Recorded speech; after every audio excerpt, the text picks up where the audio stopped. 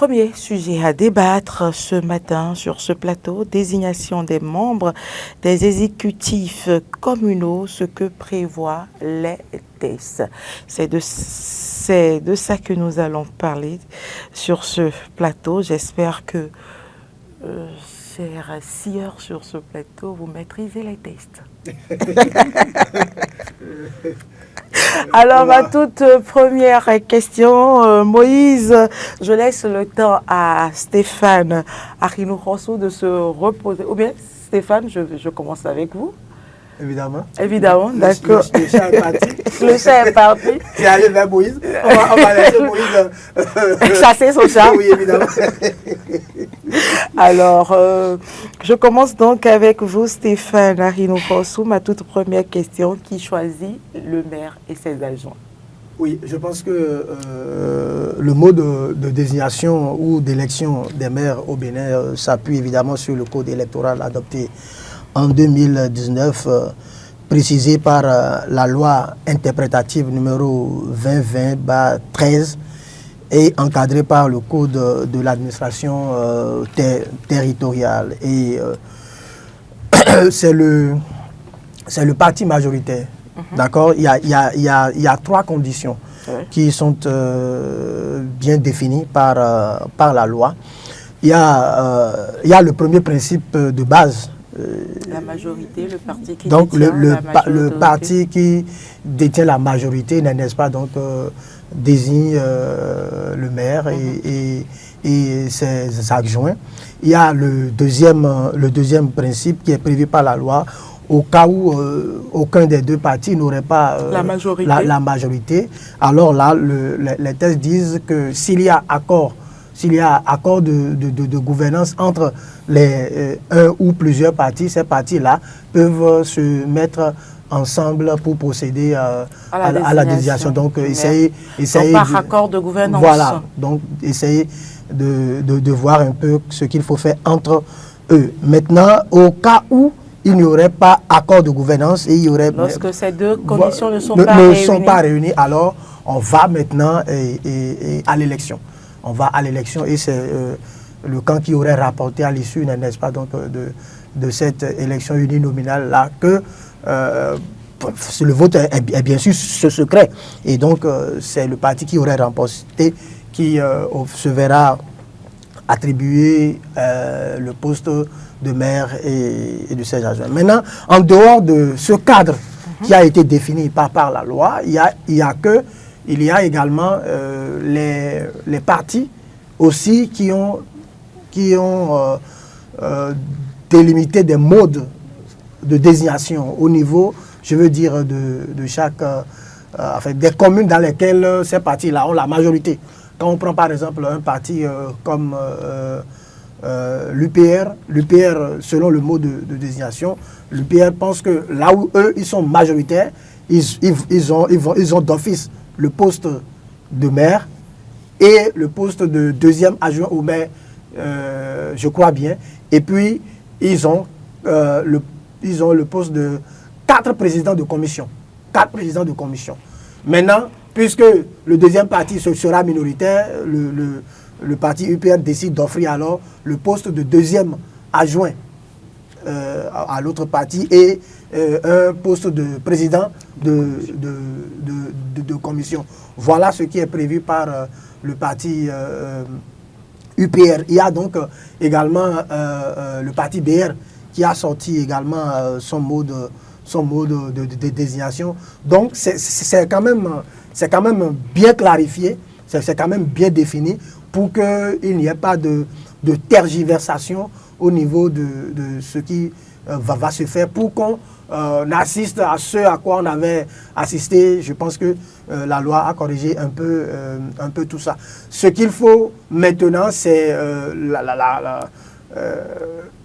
le positionnement au niveau des partis politiques. C'est peut-être là, à ce niveau, que le problème peut se poser. Le parti peut décider peut-être de prendre X, Y verra que non, c'est lui qui peut valablement occuper. Et donc, c'est à ce niveau-là que les responsables du parti, de chaque parti, doivent pouvoir jouer à la conciliation pour qu'il n'y ait pas après d'effritement ou de remous ou de contestation ou de mésentente qui pourrait être préjudiciable à la cohésion qu'on peut avoir au niveau des formations politiques. Alors, le remplacement de l'élection du maire par une désignation partisane constitue-t-il une évolution ou une régression selon vous, Moïse Donvillon?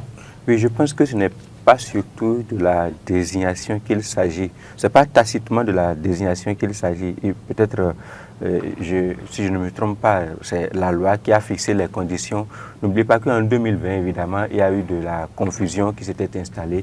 Et c'est normal, hein, c'est-à-dire c'est du challenge parce que c'est des postes de responsabilité et les différents acteurs qui sont candidats, que ce soit pour l'un ou l'autre des formations, des partis politiques, c'est évidemment pour pouvoir pour pouvoir gérer, pour pouvoir administrer. Et donc, le challenge est resté vivace. Et en 2020, ça avait donné lieu à un spectacle qui avait failli empêcher en réalité que l'on puisse avancer sereinement et correctement. Et surtout avant 2020, n'oubliez pas, ce genre de guerre avait entraîné des communes à rester sans maire, des semaines, voire des mois durant, parce qu'il y avait des contentieux, il fallait retourner au tribunal, il fallait retourner à la Cour suprême, et c'était difficile en réalité de finir par trancher. Et donc certaines localités sont restées pendant longtemps sans conseillers communaux, parce que évidemment il y avait toujours crise. Donc je pense que le législateur a voulu accélérer les choses cette fois-ci, restreindre ou bien réduire les délais pour que dès qu'on a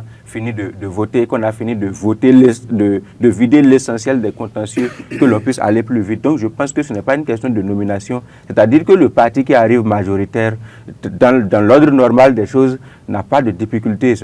On l'a déjà observé au Parlement par exemple, n'a pas de difficulté à contrôler les communes ou bien les municipalités. Si on a besoin s'il y a peut-être 10 postes de conseillers peut-être à prendre dans la commune et qu'un parti arrive avec 6 et que l'autre avec 6 conseillers et que l'autre parti arrive avec 4 conseillers et qu'il faut voter.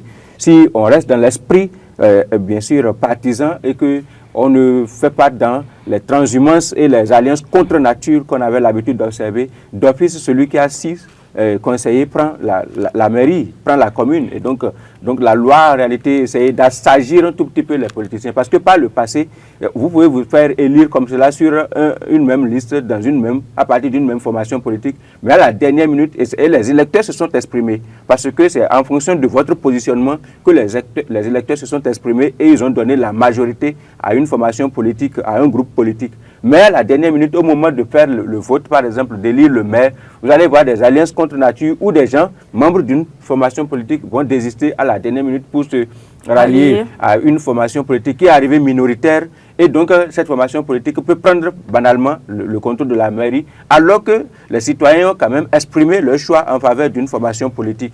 Et donc, la loi, le législateur a essayé de discipliner les acteurs qui font montre de cette indiscipline, la part les alliances et les transhumances de dernière minute pour fausser le résultat des urnes. Donc ce n'est pas d'une nomination qu'il s'agit, il s'agit simplement de faire les choses dans les règles de l'art. Ça, c'est peut-être la première précision que j'apporte. Et donc cela sonne également correct, cela sonne normal également que les choses puissent se passer ainsi. Et donc les communiqués que les uns et les autres, les formations politiques publient, en réalité, ce n'est pas pour rappeler la loi. C'est qu'ils savent qu'à l'intérieur de la même formation politique, comme le travail n'a pas été fait en amont, et très certainement, ils savent que les velléités de candidature au poste de maire vont être peut-être décuplées. Au lieu que ce soit une seule personne qui candidate pour qu'on fasse plus facilement, plus aisément, plusieurs personnes vont candidater à l'intérieur de la même formation politique pour le poste du maire. Et donc c'est ça qu'ils tentent d'anticiper en réalité. Donc tout ce qu'ils mettent, oui, il faut prendre la mairie, etc., ils n'ont pas besoin de repréciser ça. S'ils arrivent majoritaires quelque part, la loi a déjà dit que c'est eux qui prennent la mairie. Donc ils n'ont pas besoin de faire un communiqué pour le préciser. Par contre, ils font le communiqué pour amener les militants à la base à revoir un tout petit peu leur façon de se comporter. Je pense que c'est de ça c'est pour ça qu'ils font le communiqué. Vous allez voir que ce soit l'UPR ou bien le BR, en fin de compte, ils finissent par dire envoyez-nous 3 noms pour ceux que vous voulez à la mairie, envoyez ça dans un délai. Je pense que pour le BR, on est en train de parler de ce mardi à 10h plus tard. Il faut que les 3 noms, si vous arrivez majoritaire dans une commune, bien dans une localité, il faut envoyer les 3 noms avant 10h. Donc dans ces conditions, nous allons pouvoir, en fait, Voilà, peut-être que le parti va faire prévaloir, bien sûr, son autorité sur le choix du maire. C'est peut-être là que le mot désignation que vous employez a son sens. C'est-à-dire que le parti va exercer son droit peut-être pour qu'il n'y ait pas de cafouillage au niveau et qu'il n'y ait pas beaucoup de friction. Et Stéphane le disait suffisamment bien tout à l'heure, pour qu'il n'y ait pas assez de friction au niveau de la base pour maintenir une certaine cohésion, le parti va faire. Sinon, en réalité, c'est la loi qui est en train d'être appliquée. Et pour moi, c'est quand même une très bonne chose, cette avancée-là au niveau de la loi, parce que ça évite les stress inutiles et ça évite surtout de fausser le résultat des urnes au moment de désigner, bien sûr, les représentants des communes et des arrondissements. Parce qu'il y a également les arrondissements que les partis veulent contrôler également. Donc je pense que les deux communiqués des formations politiques ont également précisé à ce niveau-là que le parti qui arrive majoritaire dans un arrondissement prend d'office le poste de CA également. N'oubliez pas, il y a 546 arrondissements à se partager entre le PR et l'UPR et il y a 1815 sièges de conseils communaux que les deux formations également, politiques également, sont en train de se partager sur l'ensemble du territoire national. Stéphane Arino-Rosso. Oui, je voudrais quand même préciser deux choses. La première chose, c'est que pour que ça soit clair, et ça puisse servir... Évolution ou régression déjà, selon vous? Non, évolution. Évolution, tout naturellement. Je vais expliquer ça. Je vais expliquer ça tout à l'heure. C'est que le maire n'est pas élu au suffrage, je veux dire, direct des populations. Il est choisi par les conseillers communaux issus des élections et selon les règles conditionnées par la répartition des forces politiques au sein des conseils. Ça a toujours été comme ça. Nous sommes d'accord. C'est-à-dire que c'est le principe de base. C'est le principe de base. Maintenant, le problème, c'est quoi? Et Moïse l'expliquait, lorsque les gens sont élus et se retrouvent au niveau des conseils communaux. Alors, ils trouvent les astuces pour faire chanter les partis politiques, en fait. Pour démettre les partis politiques de leur autorité et ils deviennent tout puissants. Alors, nous sommes aujourd'hui dans un cas de figure où les partis politiques reprennent autorité. Et les individus ne peuvent plus traîner les partis comme ils veulent. Merci. Donc, les gens, à dessein, utilisent désignation pour, je veux dire,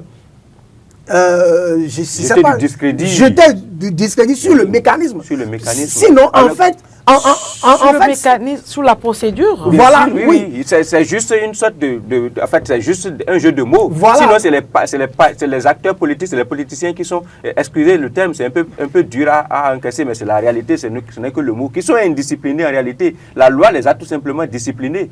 Parce que vous êtes élu sous la bannière UPR. Conseil communal. Le législateur avait pensé que les citoyens et que les acteurs politiques étaient tellement mûrs, matures pour pouvoir faire les choses dans les règles de l'art. Si vous êtes élu UPR et que vous allez siéger au conseil, parce que effectivement le maire n'est pas élu au suffrage universel direct.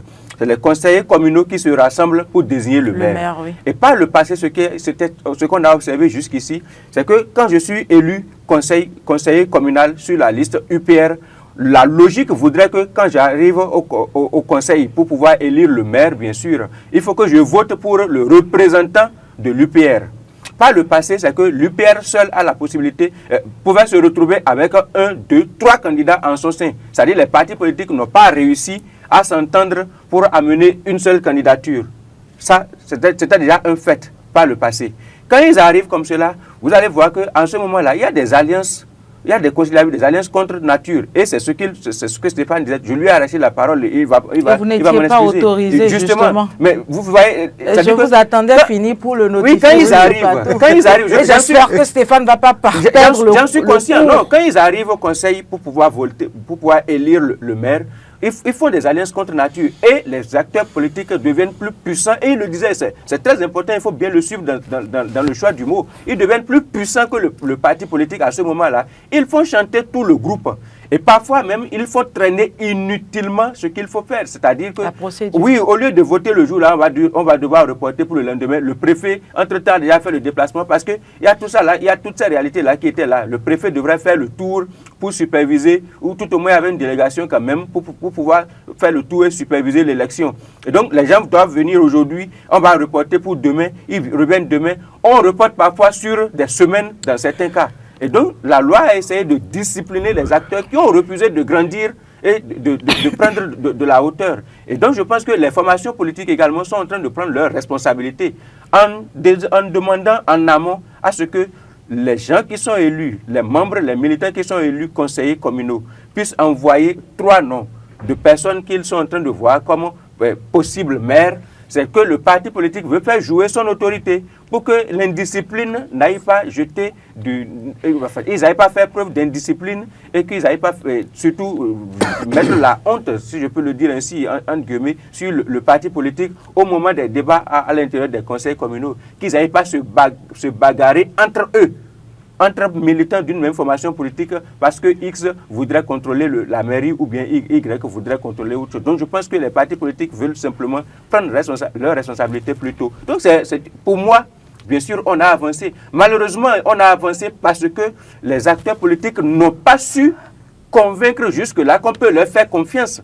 Et donc, c'est pourquoi il faut saluer le législateur qui a réfléchi comme cela. Donc, on a avancé. Donc, je peux retourner la parole à Stéphane. Alors, c'est mon frère, je pense qu'il me comprend. Non, je veux dire que... Mais est-ce que c'est vous qui décidez de qui prend la parole? Je vous en prie. Pour une fois, je vous en prie. Non, Stéphane, je comprends. J'espère que vous avez encore le cours de vos idées. Oui, je crois. Je pense qu'il n'est pas vraiment... Il ne s'est pas écarté de ce que je voulais dire. Il n'a fait qu'étoffer mon idée. Mais je voudrais encore enfoncer le clou pour dire qu'en réalité, on a déjà assisté à des cas de figure où quelqu'un qui a réussi seul à être élu conseiller sur une liste, il est seul dans le conseil communal, mais il a réussi à devenir maire. Il a réussi à devenir maire. En fait, c'était des anomalies, n'est-ce pas, donc, qu'on ne comprenait pas. Et puis, la loi aujourd'hui a réglementé les choses, a redonné, comme je le disais tantôt, autorité et pouvoir aux formations politiques. Et je trouve que c'est quand même normal. Parce que ce sont les partis politiques qui animent la vie politique, justement, avec des hommes. Et ce sont les partis politiques qui font la promotion, n'est-ce pas, donc, des hommes. Et c'est le parti politique qui sait qui a telle compétence pour faire quoi dans telle localité. Et donc, le parti a également ses intérêts à conserver sur le plan politique en termes de maillage territorial, mais également sur l'impact que la gouvernance doit avoir sur la population, puisque, in fine, c'est le parti qui répond. Donc, quand on va y parler de désignation pour jeter de discrédit sur le processus ou sur le mécanisme, moi, je trouve que ce n'est pas mauvais. Ce qui se fait, c'est ceux qui n'arrivent pas à trouver leur compte, qui veulent jeter des discrédits. Sinon, je pense que c'est quand même une avancée, que c'est déjà heureux que le parti lance maintenant, décide d'avoir une certaine liste sur laquelle il peut tabler pour pouvoir faire avancer, avancer le mécanisme. Comment analyser la portée juridique de l'accord de gouvernance communale prévu par le Code électoral? Je pense qu'en cette matière, je n'ai pas forcément toute la loi dans la tête, mais je pense que l'accord de gouvernance n'a pas en réalité engagé le processus. C'est vrai que les acteurs politiques, ils ont peut-être trop utilisé le terme accord de gouvernance. Je pense que l'accord de gouvernance engageait surtout les élections législatives. Et pour les élections, bien sûr, communales, il fallait que pour chaque formation politique, il fallait avoir 10%, il fallait réussir à avoir 10% sur le territoire national pour prétendre au partage des sièges au niveau des élections communales. Donc c'était ce qui était dit. Et donc, l'accord, s'il doit avoir accord ici, donc je suis d'accord qu'on puisse toujours parler d'accord, mais s'il doit avoir accord ici, c'est juste accord pour pouvoir céder quand même quelques places au conseil communal, bien sûr, pour le parti qui arrive minoritaire. Parce que Alors, je vais apporter un peu d'eau au moulin de Moïse là. Donc, c'est vous maintenant qui arrachez la parole à Moïse. Oui, allez-y. D'accord. Ça fait score vierge. Ça fait match nul, mais le match se poursuit en tout cas. Donc, je veux dire que, en fait, selon la loi, là, si aucun parti isolé n'a la majorité, 2 ou plusieurs partis peuvent conclure un accord de gouvernance locale. Justement. Voilà. Un accord de gouvernance locale. Et lorsque cet accord est signé, on le notifie à l'autorité préfectorale qui en prend acte. Et donc, c'est sur la base de cet accord-là, maintenant, que on fait des concessions pour dire, entre les partis. Et je pense qu'en l'espèce... Mais justement, quelle est la portée juridique de ces concessions, de ces accords, de ces partenariats qu'ils font? Non, je pense que la portée juridique, à mon sens, ici, c'est de permettre aux acteurs qui sont, n'est-ce pas, donc... impliqués dans ce mode de désignation-là, de trouver un cadre pour s'entendre sur lequel s'entendre. Parce qu'il y a des cadre transparent. Transparent. Parce qu'il y a des cas où la loi peut être muette. Et si la loi est muette, il faut avancer, il faut trouver un mécanisme, n'est-ce pas, donc, pour pouvoir avancer. Donc, je pense que c'est un acte juridique fondateur qui permet à ces 2 parties-là de pouvoir trouver, de pouvoir faire les concessions nécessaires pour avancer. Et on a déjà vu ces 2 parties-là faire déjà des concessions pour l'élection des membres du bureau. Forcément, ils se sont entendus pour trouver une clé de répartition qui n'a pas, en fait, sur laquelle, je veux dire, ils se sont entendus. Et je pense qu'ils vont pouvoir le faire à l'échelle locale. Oui, si vous me le permettez. Vous voyez, il a rejoint même la loi, sans même que je puisse citer la loi expressément, vous voyez. Donc, il a carrément rejoint. Donc, si le législateur a été obligé de vicier, et il faut que les gens qui nous suivent, ils puissent comprendre les choses dans ce sens-là. Si le législateur a été obligé de vicier, de tout prévoir, même dans les moindres détails comme cela, la façon dont les choses doivent se passer à l'intérieur de communes, dans un texte de loi comme cela, c'est à cause de l'inconséquence des acteurs qui animent la vie politique chez nous.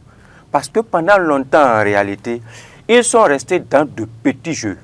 Ils n'ont pas élevé le niveau du jeu démocratique. Ils sont restés au niveau purement primaire. Et ils nous ont imposé ça comme norme. Pendant longtemps.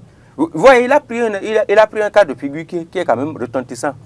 Au moment où c'était possible d'être candidat indépendant ou bien pour les formations politiques de faire des alliances et d'aller pêle-mêle comme les uns et les autres voulaient, il y avait la possibilité pour une seule personne comme cela de se faire élire conseiller communal.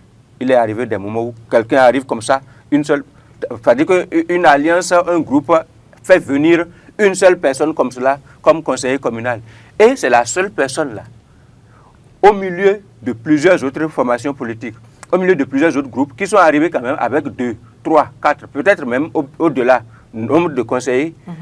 Il arrive qu'une seule personne puisse prendre le contrôle. Et qu'est-ce qui arrive dans ces cas-là? Il faut qu'on se le dise, il faut qu'on le dise clairement, et les gens qui nous suivent, ils le savent. C'est les puissances d'argent en réalité. C'est la capacité, c'est les rapports de force en réalité, c'est la capacité à pouvoir, et c'est ce qui fausse le jeu, et à la dernière, vous voyez, quelqu'un qui sait faire élire avec un discours, retourne sa veste avant même qu'on ne puisse installer le conseil communal. Et donc, en réalité, on a dupé tout le monde sur toute la ligne. On a dupé, on a manipulé les électeurs, on a manipulé les gouvernants, on a faussé le débat sur toute la ligne. Et à ce moment-là, à quel moment est-ce qu'on éduque la population au jeu démocratique dans une certaine transparence? Et donc, c'est pour plus de transparence que tous ces garde-fous-là sont posés. C'est-à-dire qu'on vous oblige.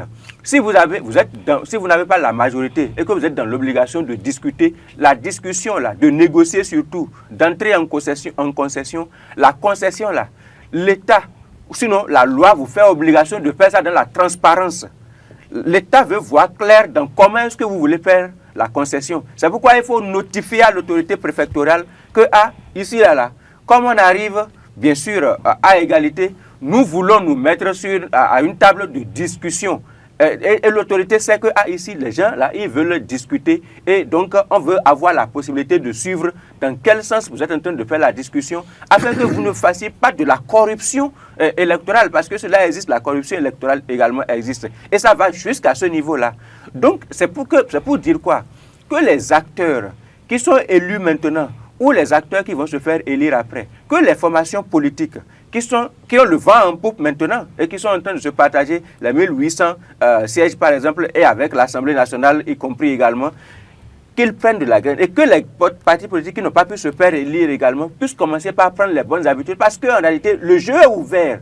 On fait tous les débats à côté, mais la réalité c'est que le jeu est ouvert et que si les partis politiques, il y a des gens qui peuvent encore créer de partis politiques au Bénin aujourd'hui. On dit tout ce que l'on veut. Mais si les gens, vous réunissez correctement et vous suivez les normes, vous allez créer votre formation politique. On a déjà eu des acteurs qui ont créé leur formation politique il n'y a pas longtemps, même s'ils n'ont pas pu prendre part à l'élection. Et donc, les formations politiques qui vont arriver, ils n'ont qu'à intégrer ces réalités-là dans, bien sûr, les renforcements de capacités qu'ils vont donner à leurs militants pour que les acteurs puissent se montrer de plus en plus conséquents et qu'on ne soit pas obligé de tout régler par la loi. Le préfet joue concrètement quel rôle? Le préfet joue Le préfet avait toujours été présent en réalité. Ce n'est pas nouveau.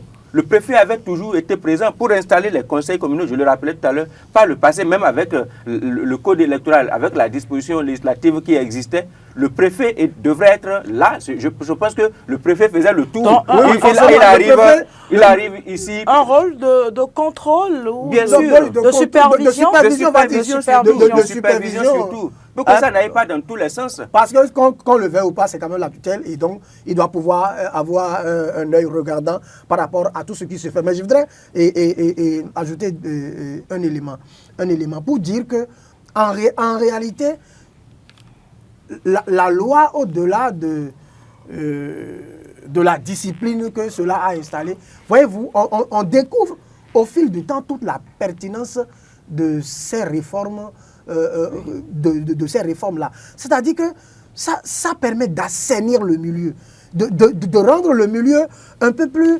En fait, l'éthique est désormais de mise dans la pratique politique. Et puis ensuite, il faut constater que, vous voyez, ce qui se fait est conforme à l'esprit du suffrage exprimé par la population. Parce que lorsque un parti devient, je suppose, majoritaire au cours d'une élection, et que par le jeu de couloir, il arrive que c'est le parti minoritaire qui prend la mairie parce que les politiciens se seraient vus là-bas pour faire leur conciliabule dans les couloirs. Voyez-vous, ce serait, en fait, c'est un acte de trahison vis-à-vis de la population. Et donc, le fait que le parti majoritaire prenne la mairie, pour moi, c'est quand même une logique. En fait, c'est quand même une logique parce que c'est ce que les populations ont exprimé à travers les urnes.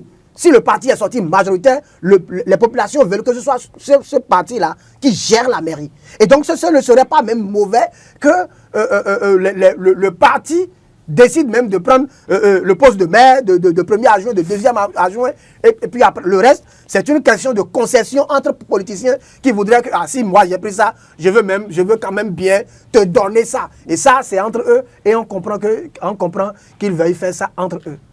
Alors, est-ce que vous pensez que le conseil communal conserve le rôle central dans la gouvernance locale malgré les réformes? Bien sûr.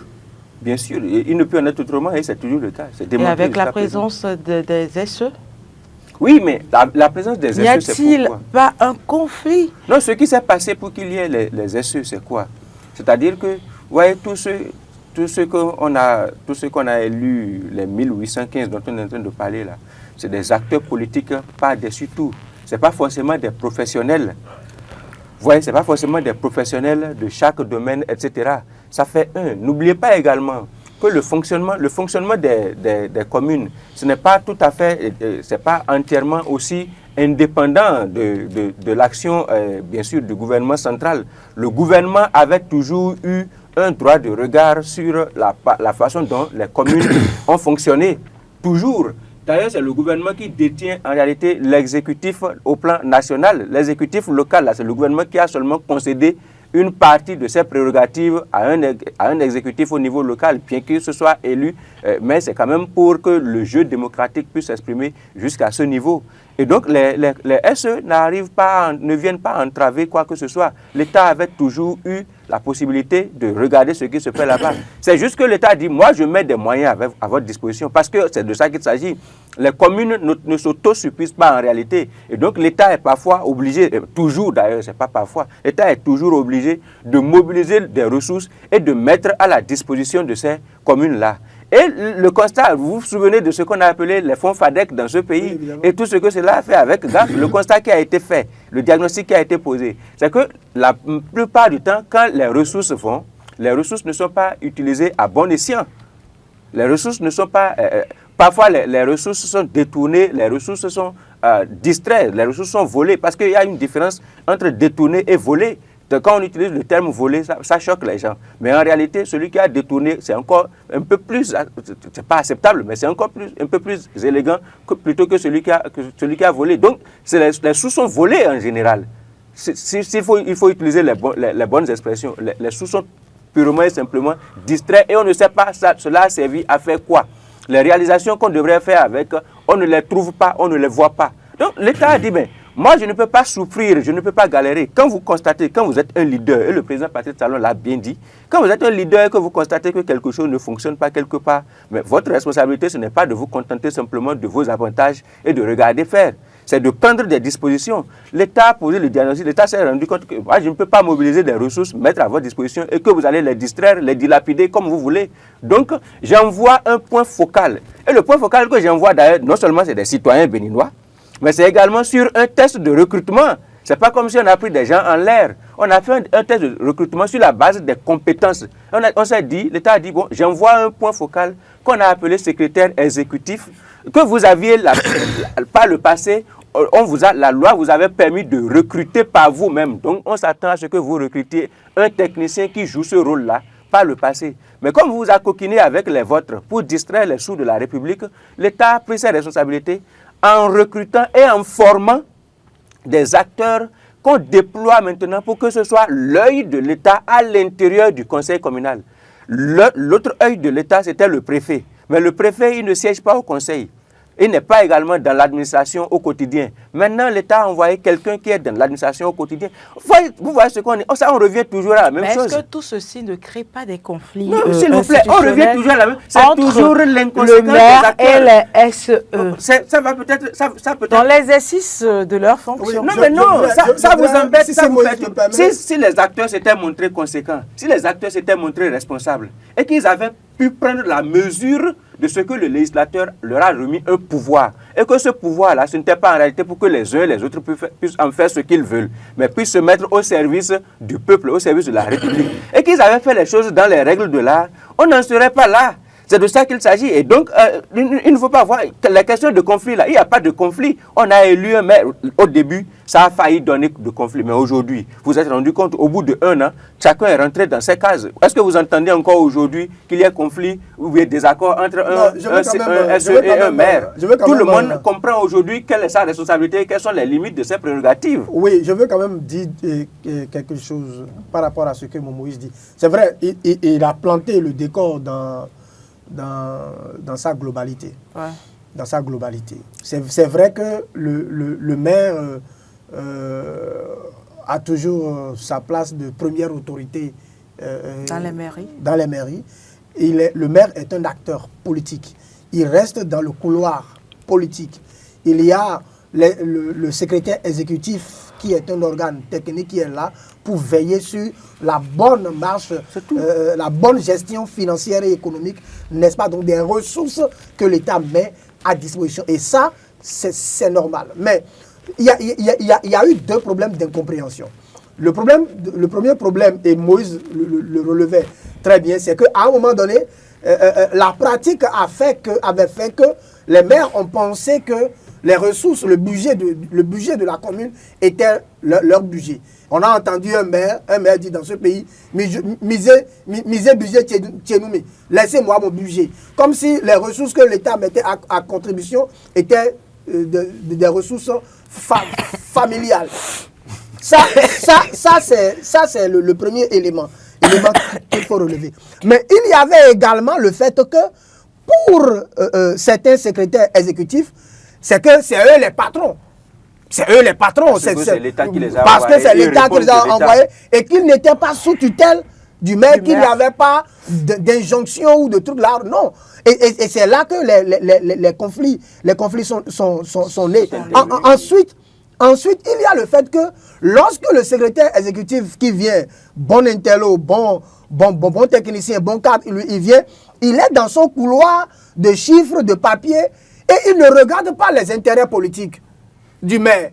Et le maire, lui, ça peut le frustrer.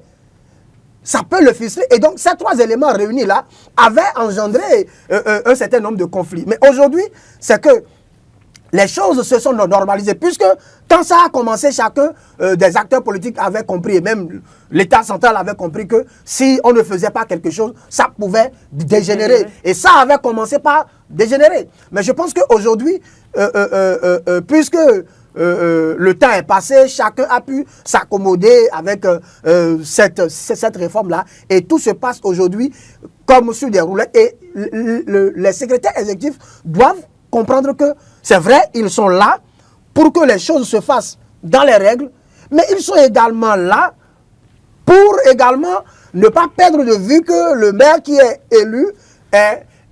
élu sous une bannière politique et qu'il a également des intérêts à conserver. Donc je pense que c'est une question de synergie, d'action, d'intelligence pour que tout puisse se faire pour le mieux et dans l'intérêt suprême, je veux dire, des populations. Voilà, c'était ma dernière question par rapport à ce sujet. Deuxième sujet à aborder à présent sur ce plateau. Bureau de l'Assemblée nationale, une femme sur 7 ou 2? Non, une femme sur 7. Une femme. Une femme sur 7, la représentativité Jean Badelel. Oui. Évidemment. Évidemment. Et ce n'est pas seulement à partir du bureau de l'Assemblée nationale, même à l'intérieur de l'Assemblée nationale. La dernière législature, la 9e législature, je me permets, bien sûr, je pense que, voilà, puisque vous étiez en train de me regarder, vous m'aviez fixé pendant que vous parliez, je me suis dit que vous m'avez donné la parole. Allez-y. Et donc, merci bien.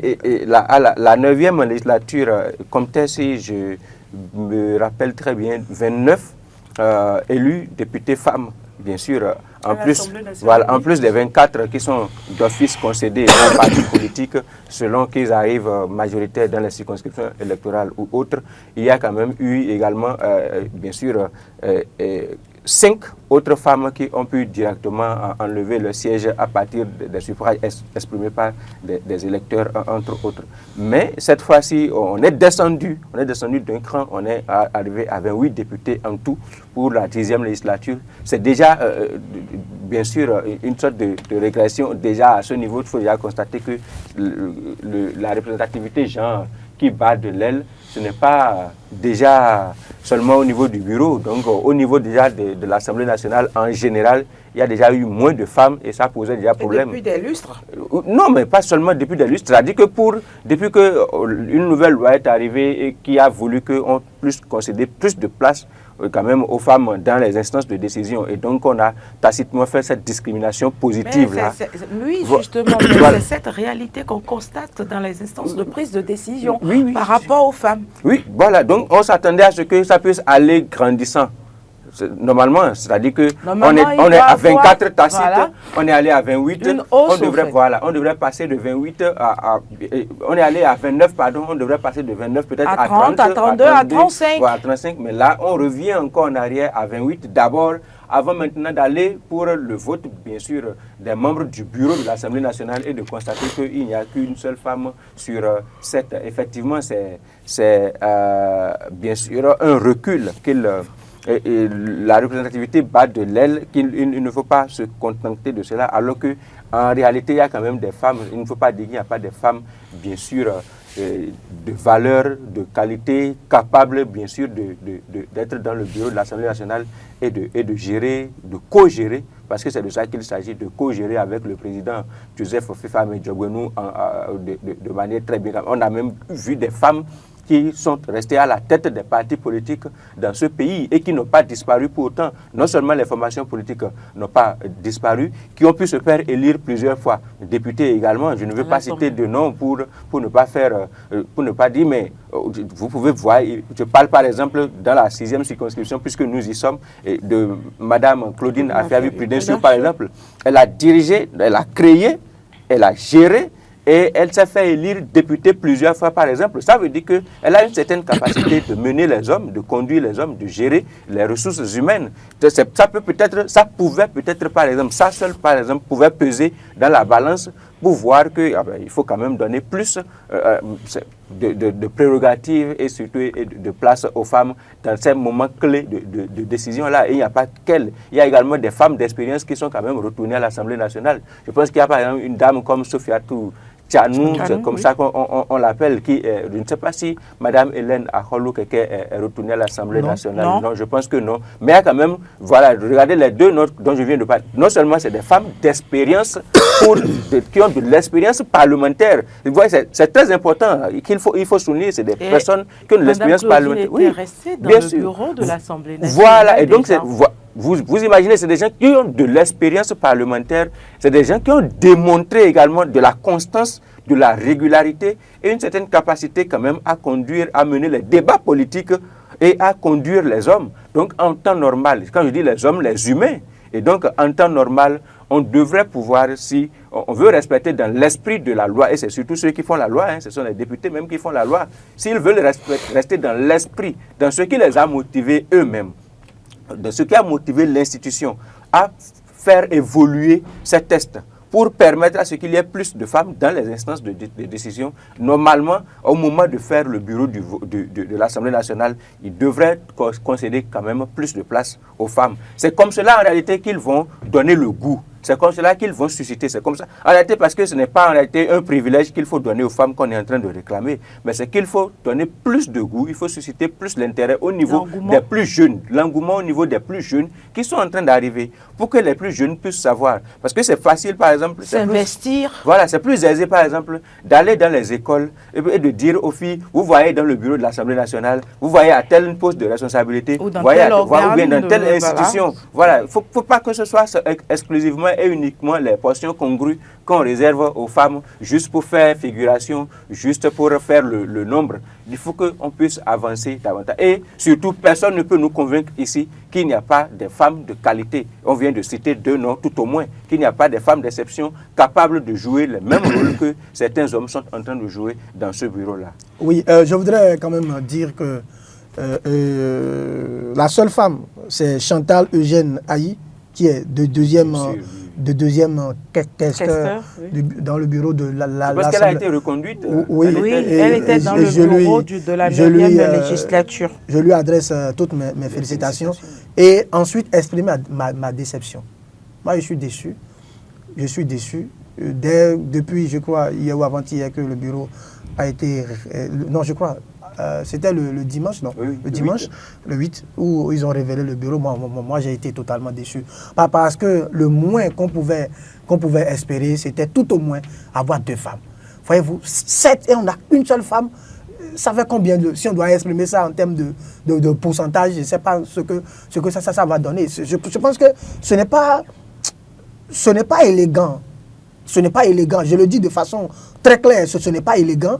Et il faut pouvoir, il faut que les acteurs politiques soient conséquents à un moment donné. Voyez-vous, il y a 28 femmes. Ça dit que d'abord, à partir du positionnement, il y a un problème. On n'a pas suffisamment positionné en dehors des postes réservés. Les femmes se sont battues, elles sont venues à l'Assemblée.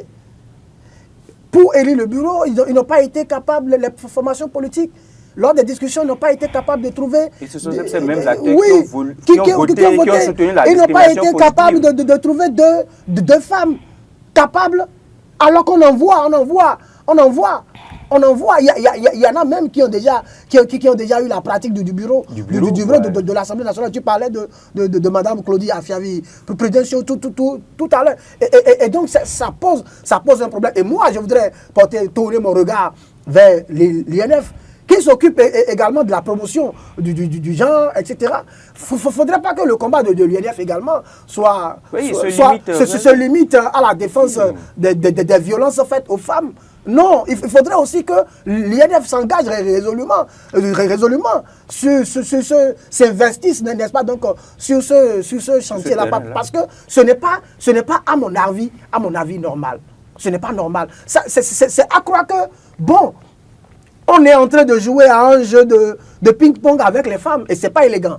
C'est pas élégant. C'est-à-dire qu'on vote une loi, l'esprit que ça dégage, en tout cas, ce que ça m'inspire, on vote une loi qu'on a appelée discrimination positive. Moi, j'aime pas, sur le plan linguistique, j'aime pas cette expression. Je ne l'aime pas et je le dis toujours, je n'aime pas cette expression. On a dit discrimination positive. D'accord, on a réservé des postes aux femmes. À part ces postes, on ne voit pas une volonté manifeste de faire la promotion. Encourager ces autres femmes qui se battent au sein des partis politiques. Non, c'est à croire que, bon, on dit, bon, comme les femmes sont en train de crier, donnons-leur quelque chose. C'est pas joli à voir. Et surtout, je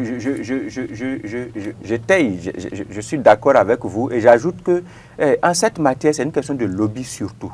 C'est vrai qu'on est en train de déverser toute notre frustration, notre colère ici, mais en cette matière, c'est une question de lobby. Et c'est là que vous avez interpellé l'INF de la présidente Mme Bokpe Nyakadia. Et il faut que nous puissions lui dire que le lobby doit aller le lobby de la défense de la femme doit aller jusque-là. Vous savez, les questions, bien sûr, je suis 100% d'accord sur le rôle vraiment déterminant et surtout de veille que l'INF joue sur les questions de genre, surtout de discrimination vis-à-vis des femmes, de violences basées sur le genre. Mais on a nos tribunaux également qui s'occupent de ces rôles-là. Je pense que l'INF doit peut-être réfléchir. Nous, on n'en est pas membre et je pense qu'ils le font. Mais on veut sentir cela. L'INF doit davantage réfléchir à faire plus de lobby. Parce que c'est de ça qu'il s'agit en réalité. C'est-à-dire que dès que cette situation s'est présentée, par exemple, où on sait d'office qu'on a fini de faire les élections et qu'on va faire le bureau de l'Assemblée nationale, je pense que l'INF aurait pu jouer un rôle capital à ce niveau-là, en entamant le lobby. Parce que c'est là que les hommes arrivent à damer le pion, en fait. Parce que ce n'est pas le jour où on a fait le bureau que le débat a été fait. Vous imaginez, nous, on a eu la primeur, l'exclusivité d'avoir le bureau ici, même avant l'heure, pendant notre émission spéciale par rapport à la cérémonie d'installation. C'était le secrétaire général du parti Union Progressive Le Renouveau qu'on a eu en direct. On salue le travail de Hugues Hector Jogo qui nous a permis d'avoir cette exclusivité-là en direct dans l'émission où on avait déjà une idée quand même sur ceux qui vont représenter l'Union Progressive Le Renouveau au perchoir. Tout au moins ceux qui seront en lice pour prétendre, bien sûr, à prendre des responsabilités dans le bureau de l'Assemblée nationale. Et ça veut dire quoi? À un moment donné, il y a eu des négociations, il y a eu des discussions qui ont été effectuées à un certain niveau. Donc, la présidente de l'INF, les instances de l'INF doivent pouvoir également jouer le rôle de veille à ces endroits-là également, pour pouvoir saisir les opportunités pour les femmes, pour pouvoir positionner des femmes, pour pouvoir donner des noms, pour pouvoir filer des noms, souffler à l'oreille des personnes qui ont de responsabilités, les présidents des partis politiques, pour dire, mais vous là, dans le bureau de l'Assemblée nationale, vous voulez envoyer combien de personnes en fonction de votre position, de nombre de sièges que vous avez. Oui, mais vous prévoyez envoyer combien de femmes? Les discussions peuvent se faire comme cela dans les coulisses, c'est ce que je mets dans le lobby, pour qu'en réalité on puisse faire fléchir les positions envers les femmes. Donc ce n'est pas seulement qu'on est en train de réclamer au nom des femmes, au nom de nos mamans. Parce que les gens peuvent nous suivre et dire, oui, bon, ils sont en train de faire le combat de leur maman, ils sont en train de parler au nom des femmes. Non, on n'est pas seulement en train de parler au nom des femmes. C'est qu'il y a une certaine façon de faire les choses. Même si on disait qu'on faisait le combat pour nos mamans, ce n'est pas quand même mauvais en soi. Parce qu'il y a longtemps que nos mamans ont vécu sous l'ombre des hommes. Des hommes. Donc, c'est pour que ça change. Si on a décidé que ça change, moi, je voudrais dire qu'il y a un élément important. Il y a un élément important qui, pour moi, est un élément sociologiquement structurant. Pourquoi? C'est pourquoi je dis que lorsque les gens veulent régler les problèmes sociaux à travers les lois, on se trompe de combat. Voyez-vous, aujourd'hui, il y a quand tu demandes, quand tu vois les filles, les petites filles, dans un passé encore récent, la petite fille va te dire, je veux être comme, je ne donne pas de nom, une première dame. C'est-à-dire qu'il voit une première dame à côté, il dit, je veux être comme. Mais en même temps, la petite fille ne dit pas, je veux être comme Marie-Élise Bédou. C'est-à-dire que, implicitement, dans le subconscient, la petite fille est en train de dire, on est grand que sous l'ombre de l'homme. Mais on n'est pas grand lorsque on travaille à s'émanciper soi-même. Et je trouve que le combat qu'il y a à faire, au-delà de l'arsenal juridique qu'on est en train de mettre en place, c'est ça. C'est une question. La psychologie. La psychologie. Et pour travailler la psychologie de l'enfant, il faut que l'enfant ait des images. Parce que l'enfant réfléchit par les images. Et donc, il faut pouvoir que les enfants aient des figures. Et ces figures-là sont facilement façonnables aujourd'hui politiquement.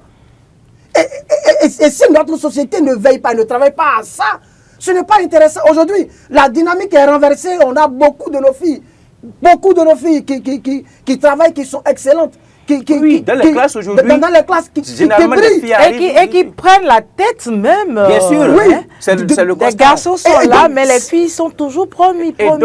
S'il n'y a pas une dynamique qui s'installe au point où on crée à ces filles qui émergent un cadre pour les valoriser, c'est extrêmement dangereux. Ça, c'est vrai. C'est extrêmement dangereux. Et je voudrais ajouter deux choses. Pour finir. Oui, pour finir, je voudrais ajouter deux choses. Je m'adresserai encore une fois et une dernière fois à l'Institut national de la femme, à l'INF, à Mme Huguette Bokpa-Yankadia. Je sais qu'elle est avocate, je sais qu'elle est pétrie d'expérience, qu'elle est talentueuse, qu'elle est très intelligente surtout. C'est une femme intellectuelle rompue, il n'y a pas de débat là-dessus. Elle saura en réalité prendre en considération ce que nous sommes en train de dire là pour que son travail puisse aller au-delà de simple travail de veiller sur les questions de genre et de violence, entre autres. Ça fait une deuxième chose. Il y a beaucoup de femmes, surtout les jeunes qui sont en train d'arriver et qui émergent dans le domaine de l'activisme, qui sont encore en train de fuir les formations politiques. Ça va être regrettable pour le pays que ça puisse continuer comme cela. Ces femmes-là, en réalité, doivent évoluer. Elles doivent quitter le sérail. Je n'ai pas envie de donner de nom parce qu'il y en a tellement que je connais et que je pratique quelquefois également et qui sont très talentueuses, qui sont brillantes, mais qui sont dans l'activisme, qui dénoncent, bien sûr, c'est toujours dans les questions de VBG, bien sûr, je ne suis pas contre, je suis 100% d'accord, mais qui doivent quand même accepter, faire le pas vers les formations politiques et avec les expériences qu'elles sont en train d'engranger sur le terrain de l'activisme là, aller apporter leur touche dans les instances de décision pour que nous puissions avoir une génération de femmes quand même qui puissent inspirer les autres et les plus jeunes. Merci Moïse Nanvillon, merci Stéphane Arino-Rosso.